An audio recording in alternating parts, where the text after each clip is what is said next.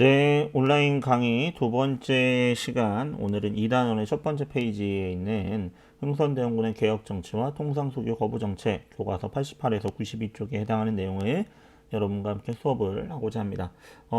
오늘의 학습의 목표는 흥선대원군이 실시했던 개혁정치의 내용을 알아보는 거와요. 또 그 흥선대원군이 펼쳤던 외교정책인 통상수교 거부정책이 무엇인지 살펴볼 겁니다. 지난 시간에 강의에서 흥선대원군이 이제 집권했을 때에 조선의 상황이 어땠는지에 대해서 이제 대외적인 상황을 좀 설명을 드렸습니다.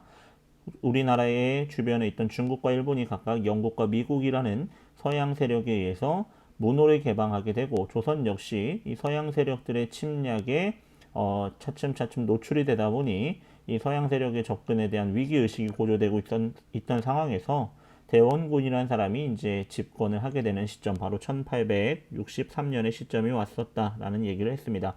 그러면 대원군이 집권하던 19세기 후반의 조선의 상황은 어땠냐면, 국내적으로 보면 세도 정치로 인해서 삼정의 문란이 발생하고 그로 인해서 농민 봉기가 전국적으로 확산되고 있었다. 우리가 바로 지난 시간에 배웠던 홍경래의 난과 1862년의 임술 농민 봉기가 아주 대표적인 전국적인 규모의 농민 봉기라고 말씀을 드렸습니다. 임술 농민 봉기. 그러면 대외적으로는 서양 세력의 접근이라고 해서 이양선이라는 건 뭐냐면 모양이 다른 배예요. 그동안 우리가 만들었던 조선의 배들과는 모양이 다른 서양의 배들이 조선 앞바다에 출몰하기 시작했고요. 또 서양의 종교라고 할 수 있는 천주교가 조선 사회에 들어오면서 천주교에서 강조하던 인간 평등이라든지 또 조상에 대한 제사를 거부한다든지 이런 것들이 결국에 조선 사람들에게는 서양 오랑캐들이 우리 조선에 쳐들어오는 것은 아닌가라는 이 불안감을 확대시키는 하나의 또 원인이 되기도 했었다라는 거죠. 그러던 와중에 바로 1860년에 러시아라는 나라가 연해주를 차지하는데, 연해주는 어디냐면 간략하게 지도를 그려보면 바로 이 지역이에요. 우리나라 이제 국경을 넘어서 원래는 이 연해주라는 지역이 우리가 흔히 지금 알고 있는 블라디보스톡 이렇게 있는 지역인데, 여기는 원래 청나라 땅이었는데 청나라가 이제 뭐 세계사 강의에서도 여러분 아마 나오겠지만 청나라가 서양의 나라들과 이렇게 뭐 전쟁 가운데서 패하게 되고, 그 패한 청나라와 서양 열강들 사이에 조약을 맺을 수 있게 중재해줬던 나라가 러시아예요. 러시아가 그 대가로 연해주 지역을 청나라로부터 이렇게 차지하게 됩니다. 할양받게 됩니다. 그러면서 러시아는 늘 언제나 추운 땅이잖아요. 그래서 얼지 않는 항구, 부동항이라고 하는데요. 따뜻한 남쪽으로 계속해서 남진 정책을 펼치고 있었고요. 그러한 러시아가 조선을 노리는 것은 너무나 뭐 명백한 사실처럼 여겨지던 상황이었다라는 거죠. 그리고 일본 역시 이 당시에 미국을 통해서 개항을 하고 빠르게 메이지 유신이라는 근대화를 추진하면서 이제 이 일본도 대륙 진출을 위해서 조선을 자신들의 식민지로 발판으로 만들려는 그런 움직임들이 이후에 계속해서 벌어지게 되는 거죠. 어쨌든 러시아라고 불리는 서양 세력이 조선에 가까이 접근해 오면서 조선은 이 서양 세력에 대한 위기의식이 커져갔다는 거 한번 봐두시면 될 것 같습니다. 자, 그런 와중에 바로 이제 조선의 권력자가 됐던 사람이 바로 흥선대원군이라는 거죠. 사진 나와 있습니다. 흥선대원군, 본명은 이하응이라고 말씀드렸고요. 그럼 이 흥선대원군의 개혁 정치를 크게 한 네 가지 정도로 이제 표에 정리를 했는데요. 여러분이 개혁 정치는 꼭 한 번씩은 다 보셔야 되는 중요한 내용입니다. 대원군은 뭐 수능에서도 자주 출제되는 인물이고 또 이 사람이 했던 업적들, 이 사람이 했던 개혁 정책들에 대해서 자주 모르니까 여러분이 정리를 좀 잘 해두실 필요가 있어요. 첫 번째는 통치체제 정비인데, 세도 정치로 인해서 정치가 완전히 문란하고 제대로 이루어지지 않는다고 그랬잖아요. 그 세도 가문들을 다 타파합니다. 그리고 이 세도 가문이 아니라 종치는 누구냐면 같은 이씨, 왕실의 같은 성을 쓰는 사람들, 그러니까 이씨들, 왕족의 피가 흐르는 사람들을 등용하고 더 나가서 인재를 등용해서 이 세도 정치 타파합니다. 그리고 나라의 기틀을 세우는데 가장 중요한 건 법을 정비하는 거죠. 그래서 이 대원군 때 다시 한번 정리된 법전의 이름이 대전회통입니다. 대전회통. 글씨를 다시 한번 써드릴게요. 대전회통이에요. 대전회통. 자, 이 우리가 경국대전이란 거 기억나실 거예요. 조선의 헌법이라고 하는 경국대전이 성종 때 완성이 되죠. 그런데 시간이 지나면 이 법에 다양한 사례들이 추가되고 수정될 필요들이 있었겠죠. 그래서 여러 가지를 수정한 게 바로 속대전이라고 해서 이게 영조 때 경국대전을 이어간다. 이을 속자입니다. 이어간다는 속대전이라는 법전이 편찬되고요. 그 다음 임금인 정조 때는 대전 통편이라는 책이 이제 법전이 이제 다시 한번 편찬이 되고요. 이 대원군 때 대전 회통이라는 이제 경국대전을 수정한 이 법전이 편찬되게 되는 거죠. 그래서 이 대전 시리즈가 크게 한 4개 정도 있습니다. 경국대전, 속대전, 대전통편, 그리고 대전회통에 이르기까지 대원군의 이 법 제정 정비, 통치 체제를 정비하는 첫 번째 일이었다라는 거죠. 그리고 비대하게 커져버린 비변사의 기능을 축소시키고 아예 나중에 비변사를 폐지해버립니다.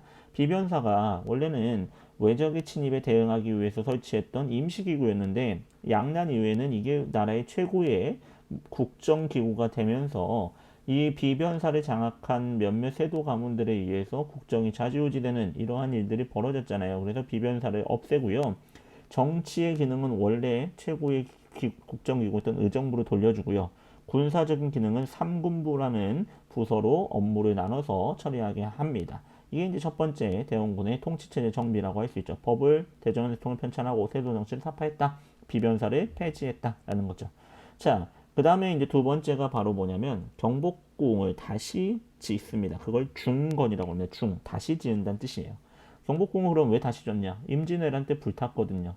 임진왜란 때 불탄 경복궁이 조선의 왕이 거처하는 궁궐인데 이 궁궐이 아직까지도 제대로 복구가 안 됐어요. 전쟁이 끝난 지 300년 가까운 시점이 지났는데도 이 추락한 왕권을 보여주는 경복궁이 아직도 지어지지 않았다는 사실에 대원군은요 왕실의 권위를 위엄을 회복하기 위해서 이 경복궁을 다시 짓는 사업을 실시합니다.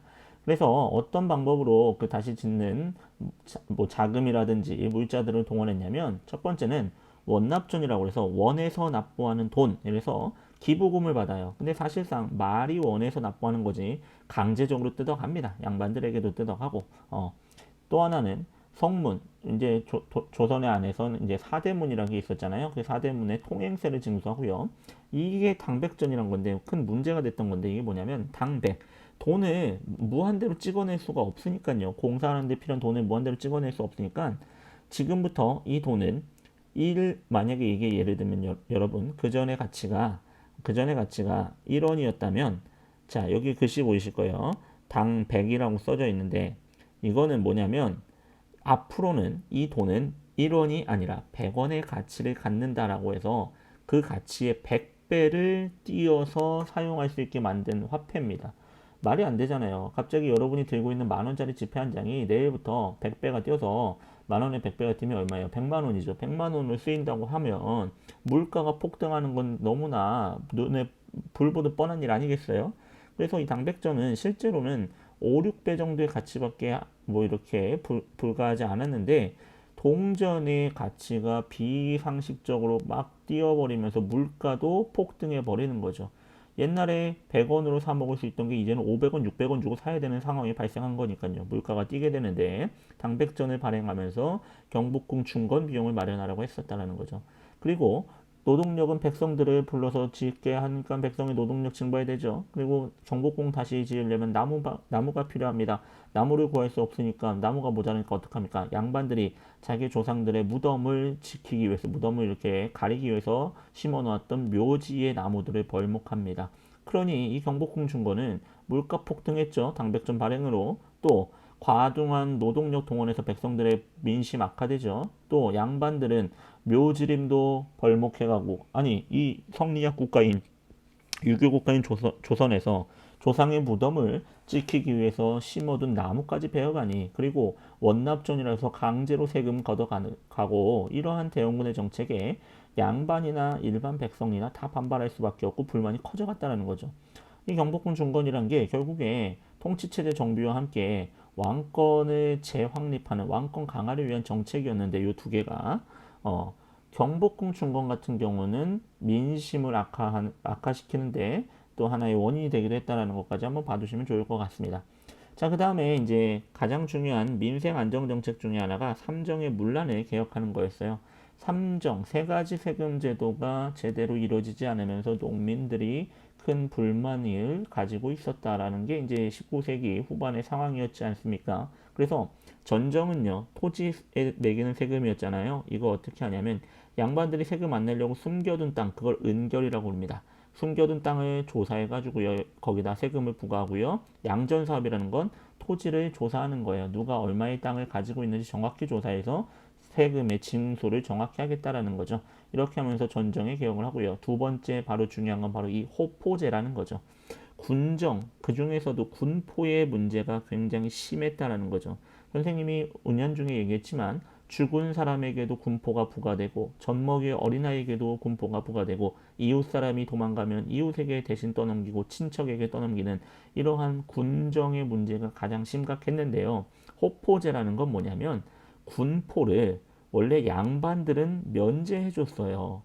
양반은 나라의 일을 하는 대가로 관리로 일하는 대가로 군포를 면제받았거든요. 군역을 면제받았거든요. 근데 그러다 보니까 양반들이 점점 많아지게 되고 뭐 또 불법적인 방법으로 이 군포를 면제받는 사람들이 늘어나니까 그 부담은 고스란히 일반 백성들에게 전가되었던 거죠. 그래서 대원군은요, 양반도 집집마다 누구나 다 남자가 있으면 군포를 내라 하는 호포제를 실시하게 됩니다. 호포제와 관련된 사료를 한번 보겠습니다. 대원군의 호포제 사료예요. 보시겠습니다. 양반 가문, 충신 가문, 효자, 연료 및 해서 전부 군포가 그 전까지 다 면제됐다라는 거죠. 양반들은. 근데 대원군이 집집마다 군포를 내는 호포제를 실시해서 그동안에 쌓였던 폐단이 한꺼번에 정리되었다라는 겁니다. 그 밑에 그래프 한번 보겠습니다. 호포제 실시 전인 1792년입니다. 면제받는 사람들 양반이 무려 50%, 그리고 노비는 또 세금 안 낸다고 그랬죠. 결국에 전체 인구의 15%에 해당하는 양인들만 군포를 부담해야만 했습니다. 얼마나 그 부담이 과했겠냐고요. 근데 호포제가 실시된 1872년의 상황 보면 양반과 양인들이 74%가 군포를 내게 되는 거죠. 그러면 15%가 내던 것을 여러분 74%가 되니 한 집당 부담해야 될 군포의 부담이 굉장히 줄어들었다는 걸 알 수 있죠. 이 호포제가 대원군의 이 삼정의 개혁 중에서 어찌 보면 가장 중요한 개혁일 수도 있습니다. 정답 선지로도 수능에서도 가끔씩 출제되는 지문이에요. 호포제를 실시하였다. 양반에게 군포를 거뒀다. 뭐 같은 의미입니다. 자, 그리고 환곡 역시 문제가 있었죠. 왜냐하면 필요하지 않은 농민들에게 억지로 환곡을 빌려준다든지 아니면 비싼 정해진 이자를 넘어선 비싼 이자를 받아서 농민들에게 고리대금처럼 존재해버렸던 게 환곡이었습니다. 그래서 이 환곡을 기억하는데요. 사창제라는 건 뭐냐면 여러분 원래 환곡은 국가기관이 국가의 기관 관에서 운영하는 거였어요. 국가기관이 곡식을 빌려주고 곡식을 다시 갚으면서 이자를 챙기는 거였는데 마을 사람들 너희들끼리乡촌 사람들이 스스로 결정해서 이 사창이라는 마을의 곡식 창고를 운영하는 사람을 뽑고 너희들이 자체적으로 운영해라 라는 제도인 사창제를 실시하게 되는 것이죠. 그래서 이 삼정의 문란을 개혁하기 위해서 했던 거, 전정의 문제는 은결 색출과 양전사업, 그리고 군정의 문제는 호포제 실시, 환곡의 문제는 환정의 문제는 사창제 실시로 개혁하고자 했다는 걸 좀 기억을 하시기 바랍니다. 그래서 농민의 안정, 농민 생활의 안정을 추구하고 더 나가서 세금, 국가 재정의 확충 역시도 도모하는 개혁 정책이었다라는 거죠. 삼정의 문란 개혁. 이거 바로 별표 쳐놨듯이 중요하게 나오는 부분들입니다. 그리고 마지막 개혁 정책이라고 볼 수 있는 게 바로 서원의 철폐입니다. 서원은 이 지방에서 사림들이 주도해서 세웠던 교육기관인데 서원은요 단순히 교육만 했던 게 아니에요. 교육 플러스 제사도 있어요. 즉 먼저 돌아가신 훌륭한 유학자들을 모셔서 그분들을 제사 지내는 기능까지 갖고 있던 게 서원이었는데 이 서원은 어떤 특권들이 있었냐면 세금을 면제해 줍니다. 공부 교육기관이니까 세금을 면제해 주고요. 또 각종 노비라든지 땅 같은 것들도 국가에서 이렇게 지급해 주는 서원들도 많았다고요. 근데 이 서원들이 학문 연구와 제사라는 본질을 잃어버리고 지방 사족들이 모여서 자신들의 세력을 넓혀가는 그러한 기반으로 변질돼 버립니다. 그래서 이 서원들은 어떻게 하냐면요. 자기들에게 부여가 됐던 각종 뭐 면세 특권을 이용해서 농민들한테 고리대금이라든지 고리대 같은 거 하는 거예요. 고리대는 무슨 뜻이냐면 비싼 이자를 받고 돈을 빌려주는 겁니다. 고리대라든지 그리고 그 고리대를 갚지 못하면 농민들을 자신들의 노비로 만든다든지 농민들의 땅을 뺏는다든지 이런 수탈과 또 다양한 아주 뭐 변질된 이 사회의 부조리들을 행하게 되면서 국가 재정에서 이 서원이 굉장히 많이 좀먹는 역할들을 했다라는 거죠. 세금도 안 내고 농민을 수탈해 가니까 농민의 삶이 더 어려워지게 되고 그래서 이 흥선대원군은요 전국의 서원을요 47개만 남기고 다 철폐해버립니다. 47개의 서원 외에는 다 없애버립니다. 교과서 한번 보겠습니다. 교과서에 보시면 서원 철폐라고 해서 당시의 서원이 한 600개가 있었어요. 그 중에 47개만 남깁니다. 여기 한번 자료를 보겠습니다. 대원군이 영을 내려서 보세요. 여기서부터 보겠습니다. 백성에게 해가 되는 것이 있다면 공자가 다시 살아난다 해도 공자는 유교의 최고의 성인이죠. 근데 아무리 공자님이 살아나서 서원을 뭐 다시 세운다 하더라도 백성에게 해가 되면 나는 그거 가만히 놔두지 않고 철폐하겠다라고는 선언을 하면서 서원을 철폐합니다. 자, 그로 인해서 대원군에게 등을 돌렸던 사람들은 바로 이 양반 유생들이죠. 아니, 우리가 서원을 세워서 우리 양반들이 학문 연구하고 제사 지내고 이런 유교를 유학적인 사상을 보급하고 장려하고 있는 우리의 기반인 서원을 철폐해 대원군에 대한 지지를 철회하는 유생들이 많아지게 되는 거였습니다. 하지만 민생은 안정되고 국가의 재정은 확충되는 거죠. 왜? 면세 특권 받던 서원들이 다 없어졌으니까 세금 내야 되는 거죠. 그리고 나라의 재정 그동안은 뭐 깎아주고 이렇게 했던 거 다 없어지게 된 거고요. 자, 요것도 자료 1번도 가끔씩 나오는 사료인데요. 보시면 경복궁 중건 당시에 불려졌던 노래인 경복궁 타령이에요. 뭐 보면 경복궁 짓느라 나는 간다. 도편수는 이렇게 나무 가지고 이렇게 건축할 때 참여하는 사람들입니다. 나무를 재단하는 사람이라고 해야 될까요? 그래서 뭐냐면 경복궁 역사가 끝나는 날 가족을 만나볼까라는 이 애환이 담겨 있죠. 이게 굉장히 일반 백성들의 노동력을 징발한 거 아닙니까? 그래서 백성들에게는 굉장히 과중한 부담이었다라는 거죠. 어쨌든 이 대원군의 개혁 정치 네 가지는 좀 꼭 여러분이 잘 보시기 바랍니다. 경복궁중건, 삼정의 문란의 개혁, 서원철폐. 그래서 이 서원철폐와 삼정의 문란의 개혁은 목적은 바로 민생 안정이었다. 일반 백성들의 삶을 안정시키는 목적으로 이러한 정책들을 실시했다라고 한번 봐두시면 될 것 같습니다. 자, 그 다음 페이지에 이제 이 페이지에 보시면 이제 대원군의 외교 정책인 통상수교 거부 정책에 대해서 살펴보는 내용입니다.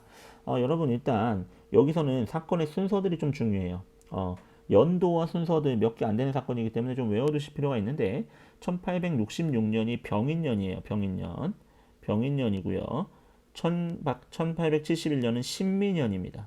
그래서 뭐 신미양요, 병인 밖에 병인양요 할 때 이 앞에 두 단어는 그 해의 연도입니다. 올해가 우리가 뭐 신축년이라고 하는 것처럼 그래서 66년, 1866년 병인, 그리고 1871년 신미년 알아두시고 중간에 1868년에 또 일어났던 사건 하나도 알아두실 필요가 있습니다.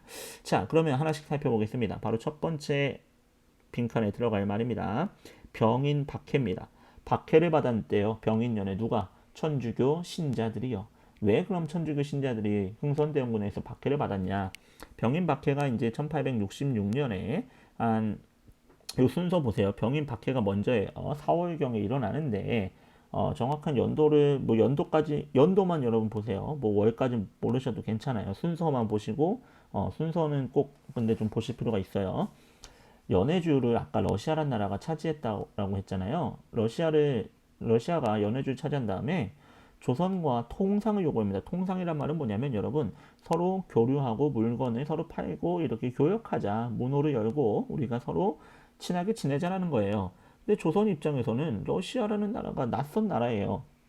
그동안에 뭐 그렇게 친분 관계가 있던 것도 아니고 또 서양 세력은 조선에게 기본적으로 낯선 사람들이고 저들이 우리의 이웃 국가인 중국과 일본을 어떻게 문호를 개방시키고 어떻게 침략해 가는지를 봤기 때문에 조선 입장에서는 이게 뭐 쉽사리 결정할 수 있는 문제가 아니었던 거죠. 근데 그 당시에 우리나라에 들어와 있던 천주교를 전파하기 위해 와 있던 프랑스 선교사들이 있었어요. 프랑스 선교사들을 이용해서 이 러시아를 좀 견제하고자 했거든요. 그 이유는 그 당시에 유럽에서 프랑스와 러시아는 사이가 굉장히 좋지는 않았어요. 러시아가 점차 세력을 키워가는 것들을 유럽의 프랑스라든지 영국 같은 나라들은 늘 경계하고 있었거든요. 그러던 러시아가, 근데 러시아가 조선을 이렇게 집어삼킨다? 그것을 프랑스와 영국 같은 유럽 나라들이 가만히 목도할 리가 없죠. 그래서 프랑스를 이용해서 러시아를 견제해보고자 했는데, 그래서 프랑스 선교사들한테 대원군이요, 프랑스 선교사들을 이용해서 야, 너네 본국 프랑스에 연락해서 좀 군사들 좀 보내라고 해서 우리나라 지금 러시아가 자꾸 우리 조선을 호시탐탐 노리는데 그걸 좀 너희들이 좀 손 써서 막아줄 수 없겠냐라고 했더니 프랑스 선교사들이 이걸 거절해요. 왜냐하면 선교사는 기본적으로 이제 하느님의 말씀을 전하는 사람들이고 뭐 평화를 전하는 사람들인데 우리가 어떻게 전쟁이 일어날 수도 있는 이런 빌미가 될 수도 있는 사건에 관여하겠냐 하면서 이 선교사들이 대원군의 요구를 거절하니까 대원군이요, 이 사건을 구실 삼아서 프랑스 선교사들을 9명을 죽여요. 우리나라에 와 있던 프랑스 선교사 9명을 처형하고 더 나가서 조선의 천주교 신자들을 엄청나게 탄압하는 사건이 바로 병인박해라는 거죠. 자, 병인박해의 결과로 여기 이제 밑에 다 이제 나와 있죠. 러시아가 제2차 아편전쟁이란 건 아편전쟁이 두 차례 있는데 간단하게만 설명드리면 아편이란 건 오늘날로 치면 마약이에요. 마약 같은 건데 이 아편을 흡입하면 연기를 마시면 환각 상태에 빠지게 됩니다. 근데 이 영국이란 나라가 그 당시에 이제 청나라와의 교역에서 늘 무역 적자를 보고 있었어요. 무역 적자를 보고 있어서 이 무역 적자를 만회하기 위해서 인도라는 곳이 영국의 식민지였거든요. 인도에서 아편을 재배해서 이 아편을 청나라에 팔고 청나라에서 아편을 이렇게 수입한 대가로 은을 받아와서 자신들의 무역 적자를 이렇게 메우는 이런 무역을 아편 무역을 하고 있었어요. 근데 청나라가 아편이 여러 사회적 문제를 일으키니까 사람들이 아편 중독이 심각해서 아편을 금지시키니까 이걸 빌미 삼아서 청나라를 공격했던 게 아편 전쟁입니다. 1차, 2차가 있는데 2차 아편 전쟁은 1856년부터 일어나서 결국에 이 2차 아편 전쟁의 결과로 영국과 프랑스 등의 연합군이 청나라의 수도인 베이징을 점령해 버려요. 그리고 그 전쟁을 끝내기 위해서 중재하는 거에 아까 러시아가 이제 중간에 다리를 놔주면서 그 대가로 연해주를 차지했던 거죠. 그리고 나서 조선과 국경을 마주하게 된 다음에 통상을 요구했던 거고 흥선대원군은 프랑스 선교사들을 이용해서 이걸 러시아의 통상 요구를 거절하고 견제하려고 했는데 선교사들이 거절하니까 천주교 신자들까지 처형하는 병인 박해가 발생했다는 거죠. 자, 이게 이제 프랑스 본국에 알려졌겠죠. 당연히 자신들의 선교사 9명이 죽었으니. 자, 이 병인 박해가 있고 프랑스의 군대가 쳐들어오기 전에 또 하나의 사건이 발생합니다. 미국의 배가 제너럴 셔먼이라는 배, 호는 배호자입니다. 여기 제너럴 셔먼호라는 배가 우리 조선의 평양의 대동강까지 와가지고요, 통상을 요구하는 일이 발생하죠. 근데 평양 주민들 입장에서 갑자기 낯선 배가 오고 낯선 미국인들이 와가지고 뭐 영어로 뭐 샬라샬라 해대면서 뭐라고 하니 얼마나 위협감을 느꼈겠어요. 그래서 막 이제 뭐 대치하고 있던 과정에서 또 무력 행사들이 벌어지는 거죠. 충돌하게 되는 거죠. 그 과정에서 그 당시 이 평양에 지방에 관찰사였던 박규수라는 사람이, 이 박규수가 누구냐? 앞에서 봤던 실학자 박지원의 손자고요. 박규수가 우리는 앞으로 또 나오게 될 거예요. 박규수라는 인물은 개화사상이라고 해서 나라의 문을 열고 서양의 문물을 받아들여서 발전을 일으켜야 된다는 개화사상을 주장하는 인물 중에 하나가 박규수인데요. 이 박규수가 제너럴 셔먼호를 불태워버리라는 걸 명령을 내리게 되고 미국의 상선 제너럴 셔먼호가 대동강에서 소각되는 사건이 발생됩니다. 이게 제너럴 셔먼호 사건이에요. 자, 그러던 와중에 아까 병인박해 봤죠. 병인박해, 프랑스의 이제 본국에서 이 사실을 알고 뭐라고 얘기하냐? 너희들이 우리 프랑스 선교사 9명을 죽였어? 그럼 우리는 조선인 9,000명 이상을 더 죽여버릴 거야 하면서 군대를 파견합니다. 그래서 바로 프랑스 군대가 조선에 쳐들어왔던 사건이 바로 병인양요라는 거죠. 병인년에 서양인들이 소요를 일으켰다는 뜻이에요. 병인양요의 배경은 뭡니까? 흥선대원군이 병인박해를 이렇게 했던 것이 하나의 원인이죠. 그래서 어떡합니까? 프랑스의 군대가 어디로 쳐들어오냐? 강화도로 쳐들어옵니다. 지도로 한번 좀 보겠습니다. 강화도는 그 당시에 이제 서울로 가는 가장 큰 가장 핵심적인 길목이에요. 이렇게 들어와가지고 한강 타고 서울까지 가는 거예요. 그래서 병인양요나 신미양요나 다 강화도에서 이제 미국과 프랑스가 쳐들어오는데요. 이 병인양요 때는 요 이름 좀 기억하세요. 이 한성근이라는 사람, 한성근 장군과 또 양헌수의 활약으로 프랑스 군을 결국에 물리칩니다. 근데 프랑스군이 결국에는 쳐들어온 목적은 복수에 관한 것도 있었지만 조선과 통상수교를 하고 싶은 것도 그들이 갖고 목적이었어요. 그래서 문수산성의 한성근, 정족산성의 양헌수 한번 기억합시다. 문수산성, 한성근, 김포입니다. 지금 우리들이 살고 있는 곳에서 차로 한 30분 정도 가면은 이 강화로 들어가는 초입에 이제 강화대교 건너기 전에 있어요. 정족산성은 이제 강화도 전등사 근처에 있는 산성이었고요. 양원수가 프랑스 군대에 맞서서 싸웠다라는 겁니다. 그래서 프랑스 군대가 결국에 원하는 통상 수교 성공을 얻지 못하고 뭐하냐? 강화도에 강화도에 있던 외규장각 도서라는 게 있어요. 외규장각은 뭐냐면 규장각은 들어보셨잖아요. 정조가 궁궐 안에 설치했던 왕실의 도서관인데 이게 만약에 화재가 나거나 또 외침이 있을 때 책을 하나만 갖고 있으면 소실될 우려가 크잖아요. 그래서 외규장각, 강화도에 규장각의 자료들을 일부러 옮겨 놓았던 거죠. 그런데 여기에 있던 도서와 각종 문화재를 약탈해 갖고 불을 지르고 외교장각을 불지르고 도망갑니다. 이때 프랑스에서 약탈해 갔던 문화재 중에는 아직도 반환되지 않은 것들이 꽤 많이 있습니다. 프랑스 사람들이 양심이 있다면 그렇게 자기들이 맨날 유럽에 지성인인 것처럼 얘기하는데 약탈된 문화재부터 좀 돌려줬으면 좋겠습니다. 자, 이 사건이 바로 병인 양요인데요. 병인 양요를 겪으면서 어떤 영향을 조선에 주냐? 흥선대원군 입장에서 역시 저 서양 놈들은 저렇게 자신들의 요구를 받아들이지 않아주면 이렇게 무력을 동원해서 뭐 이렇게 우리를 침략할 녀석들이구나라고 생각하게 만들었던 거죠. 그래서 통상을 하면 안 되겠구나라는 통상소교 거부 정책을 더 강화시켜줬고요. 더 나가서 결국에 저 천주교 우리 조선에서 천주교 믿게 해줬더니 저 프랑스 선교사 놈들 내 말도 듣지도 않았고 이 천주교 놈들이 외세 끌어들인 거 아니야? 라는 생각까지 하게 되면서 천주교에 대한 탄압도 심화되게 되는 거죠. 자, 이렇게 대원군이 통상수교 거부 정책에 대해서 자신의 생각을 점점 더 확증적으로 굳혀가고 있을 때 또 하나의 이상한 사건이 발생하니 1868년에 발생했던 오페르트의 도굴미수 사건입니다. 자, 오페르트는 독일 상인이고요. 이 사람이 와가지고 조선에 와서 통상을 요구하는데 조선이 당연히 거부하죠. 이게 뭐 이상한 서양인이 와가지고 통상하자고 그러니까 당연히 거부전하죠. 그러니까 어떡합니까? 이 오페르트가요. 조선 사람들은 성리학적인 사고관, 특히나 효심이 깊은 사람들이야. 그런데 대원군의 아버지의 무덤이 있는데 그 아빠의 시신을 내가 인질로 잡고 통상을 요구하면 들어줄 수밖에 없을 거야 라는 생각을 가지고요. 대원군의 아버지의 남연군이라는 사람의 무덤을 도굴하려다 실패하는 사건이 발생합니다. 미수 사건이에요. 미수. 자, 그러니까 이 사건이 발생하면서 어떻게 되냐면 조선에서는 저 서양 놈들은 자신들의 목적을 이루기 위해서는 아버지의 무덤까지도 도굴할 놈들, 정말 상종을 해서는 안 될 놈들이다라는 이 서양에 대한 거부감이 확산되고요. 더 나아가서 대원군의 통상수교 거부 정책의 의지는 더더욱 강화되기 시작했던 거죠. 자, 우리는 지금 벌써 네 가지 사건을 봤어요. 병인박해, 제너럴 셔머노, 그리고 병인양요, 그리고 남연군 도굴 미수 사건입니다. 남연군 묘의 도굴을 시도하다가 실패했던 그냥 우리 예전에는 오페르트 도굴 미수 사건 정도로 이렇게 외웠는데요. 그게 더 이름 여러분 외우기 편하실 거예요.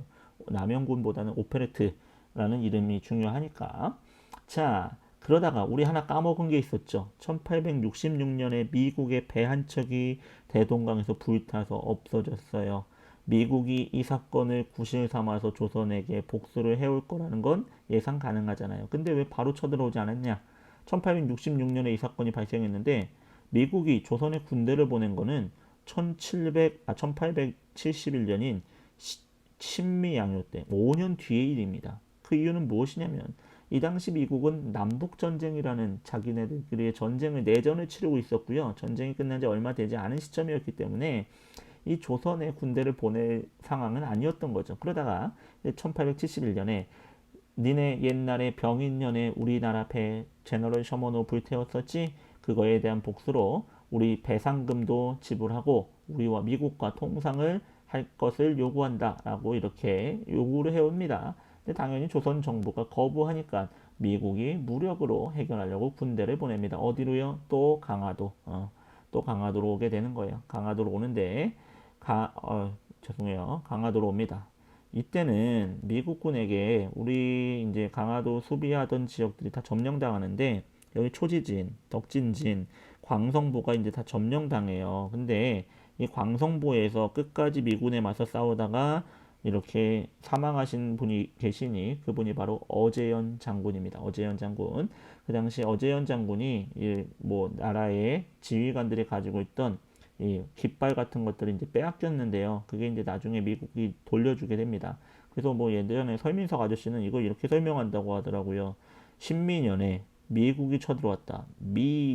신민년에 미국이 쳐들어왔는데 어디 광성보에서 어제연이 맞서서 싸웠었다. 미미 광어 하면서 이렇게 막 CG로 막 광어가 막 튀어나온대. 그래서 여러분들도 한번 이렇게 외우시면 뭐 신미양요에 대한 내용 정리는 한 방에 될 것 같아요. 미국이 신민년에 미국이 쳐들어왔는데 광성보에 어제연이 맞서 싸웠다라는 거죠. 초진에 들어와서 덕진진, 광성보. 진은 여러분 수비하기 위해서 설치했던 방어시설이고요. 진과 보는 다 그런 방어시설이에요. 자, 그래서 여기 빈칸에 들어갈 이름은 어제연입니다. 결사항전을 펼치지만 결국에는 이 광성보와 덕진진이 다 점령당하게 됩니다. 그런데도 미국은 원하던 결과를 얻지 못해요. 통상수교 이 성립은 하지 못하고 강화도에서 군대를 철수하게 되게 됩니다. 자, 이러한 일련의 일들을 쭉 겪으면서 어떤 생각을 하게 된다고 그랬어요. 흥선대원군이. 저 서양인들과는 절대 교류해서는 안 되는구나. 이 통상수교 거부 의지가 점점 확증적으로 변해갔다고 그랬잖아요. 이 신미양요까지 치르고 나면서 대원군은요. 전국 각지에 이 비석을 세우게 하니 그게 바로 척화비입니다. 척화비는 무슨 뜻이냐면 평화를 배척한다. 서양인들과의 평화를 주장하는 걸 배척한다는 뜻입니다. 한번 그림에 나와 있는 비석에 새겨진 내용을 한번 보겠습니다. 서양 오랑캐가 침범하는데 싸우지 않고 친하게 지내자는 것은 나라를 팔아먹는 일이다. 그러면서 절대 화친하는 일은 없을 거다라는 이 강인한 통상수교 거부의 의지를 비석에 새겨서 전국 각지에 새겨 놓습니다. 양이 침범, 뭐 비전, 즉화, 주화, 매국 뭐 이렇게 한자로 써 있습니다. 서양 오랑캐 쳐들어오는데 화친을 주장하는 인간들은 나라 팔아먹는 매국노다라는 거죠. 자, 이런 통상수교 거부 정책이 1871년 이후까지 이제 조선의 기본적인 외교의 정책이었다라는 거죠. 그렇다면 이런 대원군의 통상수교 거부 정책의 의의는 무엇이었냐면 중국과 일본은 각각 아까도 얘기했듯이 중국 같은 경우는 영국이란 나라에 의해서 결국에 강제적으로 문호를 개방했고요. 청나라가 일본 같은 경우는 미국에 의해서 강제로 문호를 개방했습니다. 미국이 배를 띄워놓고 그 배에서 함대에서 대포를 포함 외교라고 합니다. 대포를 막 빵빵 쏴대니까 일본에서는 그런 장거리 대포에 대응할 만한 무기가 그 당시 없었거든요. 그래서 결국에 어떻게 합니까? 미국의 조건대로 통상 수교를 하게 되는 거고 이후에 미국에게 유리한 조건의 조약들을 맺으면서 일본이 강제적으로 나라의 문을 열었던 겁니다. 근데 그 방법을 일본이 20년 뒤에 정확히 20년 뒤에 조선 강화도 앞바다에서 똑같이 써먹게 되는 겁니다. 어쨌든 이걸로부터 이러한 서구 열강의 무력 침략, 일본과 중국처럼 침략당하는 걸로부터 조선을 지키긴 했다는 점에서 의의가 있다는 거죠. 다만 한계로 지적되는 부분은 바로 이거예요. 그 당시 변해가는 국제 정세에 능동적으로 대처하지 못하면서 근대화라고 하는 우리도 서양의 문명을 받아들여서 빠르게 발전할 수 있는 그 기회를 놓쳤다라는 점에서 한계점으로 또 지적되기도 합니다. 이 대원군의 이 통상수교 거부 정책은 뭐 의의와 한계를 동시에 지니고 있다라고 여러분이 보시면 될 것 같습니다. 자, 이제 그 다음으로 봐야 될 게 이제 3페이지에 나와 있는 개항이라는 부분이에요. 개항. 드디어 나라의 문을 열게 됩니다. 개항이란 건 항구를 연다는 뜻입니다. 우리나라가 이제 개항, 항구를 열고 통상수교를 하게 되는 사건들이 발생한다라는 거죠. 그게 언제부터 가능해졌냐면 1873년에 우리 조선 정치에 큰 변화가 생기니 바로 대원군이 하야합니다. 대원군이 하야하고 고종이 직접 정치의 전면에 나서는 친정이 실시되면서 이 통상수교 거부 정책이 많이 완화되기 시작하는 거예요. 그래서 1873년이라는 해부터 이 통상수교 거부 정책이 차츰차츰 완화됐다라고 보시면 됩니다. 개항의 배경을 보면 첫 번째, 조선 내에서도 통상 개화론이라는 게 대두하기 시작했다. 개화론은 뭐냐면 말 그대로 문호를 열고 우리 스스로 열고 서양의 발달된 문물을 받아들여서 나라를 부유하게 하고 군대를 강하게 하는 부국강병을 이루자고 주장하는 통상 개화론자들이 있었으니 아까 봤던 그 박규수 제너럴 셔먼호 사건 때 있었던 박규수예요. 그리고 오경석, 유홍기 같은 사람들은 과거 조선시대로 치면 중인 계층입니다. 의사라든지 이런 통역관 이런 사람들이 개화 사상을 빠르게 받아들였던 거죠. 양반들보다는. 박교수는 양반이에요. 박교수는 뼈대 깊은 양반 가문이고. 그리고 이러한 통상 개화론자들이 조선에서 차츰차츰 활동할 수 있었던 이유도 하나가 고종의 친정이 실시된 1873년 이후에 통상수교 거부 정책에 대한 생각들이 변해가고 있었다라는 거죠. 그리고 우리나라를 개항했던 나라는 어떤 나라냐면 일본이에요. 일본에 의해서 우리가 개항을 하게 되는데 조선이 일본 내에서는 어떠한 그 당시에 상황이 있었냐면 1870년대에 일본은 1868년에 메이지 유신이라고 해서 여러분 메이지는 그 당시 일본의 뭐 자기네들이 천황이라고 불리는 일왕의 연호고요. 유신이란 건 온전히 새롭게 한다라는 개혁을 말합니다. 그래서 근대화 개혁을 하게 됩니다. 그걸 이제 메이지 유신이라고 하는데 이 메이지 유신 이후에 일본은 빠르게 근대화를 추진해 갑니다. 그리고 그 과정에서 조선과 외교 문제가 발생하니 뭐냐면 일본이 갑자기 근대하더니 얘네들이 그전까지는 조선보다 아래 나라처럼 조선에게 외교의 예를 갖추고 있었는데 메이지 유신 이후에 보내온 서신에서 외교 문서에서 굉장히 이 무례한 표현들을 써가고 외교 형식과 어긋나는 것들을 보내오기 시작하는 거죠. 그래서 조선에서는 이 일본의 외교 문서를 접수하지 않으면서 외교 갈등이 생겨나고 있었습니다. 그런 외교 갈등까지 생겨나는 찰나에 일본에서는 한층 자신감이 오른 거예요. 근대화에 성공하면서 이 우리가 대륙으로 진출하기 위해서는 저 조선을 먼저 정벌하고 나가야 되지 않겠냐라는 정한론이 일본의 정계에서 대두되기 시작했다라는 거죠. 조선에선 통상개화론이 대두되고 일본에서 정한론이 대두되면서 일본이 무력으로 조선의 문호를 개방할지도 모른다라는 이런 분위기가 형성돼 가고 있었다라는 거죠. 정한론이란 말은 한국을 정벌하자, 조선을 정벌하자는 뜻이에요. 조선을 정벌하자는 뜻입니다. 그래서 이런 상황에서 조선에서는 고종이 직접 정치에 나서게 되고 그로 인해서 고종이 직접 정치에 나서서 고종은 대원군과는 조금 외교에 대한 생각이 입장이 좀 달랐던 인물이에요. 그래서 통상수교 거부 정책을 완화해가고 일본과의 외교 문제도 해결하면서 차츰차츰 개항의 분위기가 무르익어 가고 있었다라는 거죠. 통상개화론에 대해서도 이 목소리들이 점점 커져가고 있었던 상황이 조선의 상황이었다라는 겁니다. 자, 그러면 이런 상황에서 조선은 과연 일본에게 어떤 방식으로 개항을 하게 됐을지는 우리 다음 시간에 살펴보도록 하겠습니다. 어쨌든 여러분 일단 알아두셔야 되는 거는 흥선대원군의 개혁 정치와 통상수교 거부 정책 오늘 꼭 알아두시고요. 일본이란 나라에서 우리가 결국에는 문호를 개방하게 된다는 걸 알아두시고요. 일본에 의해서 문호 개방되고 그 이후에 이제 서양의 여러 나라들과 차례차례 조약을 맺게 됩니다. 서양 나라들 중에는 미국이란 나라와 처음으로 조약을 맺게 됩니다. 일단은 여기까지 먼저 정리를 해두시면 나머지 부분, 그 다음에 이제 개항과 불평등 조약 등은 다음 시간에 이어서 수업을 하도록 하겠습니다. 오늘도 수업 듣느라 고생 많으셨습니다.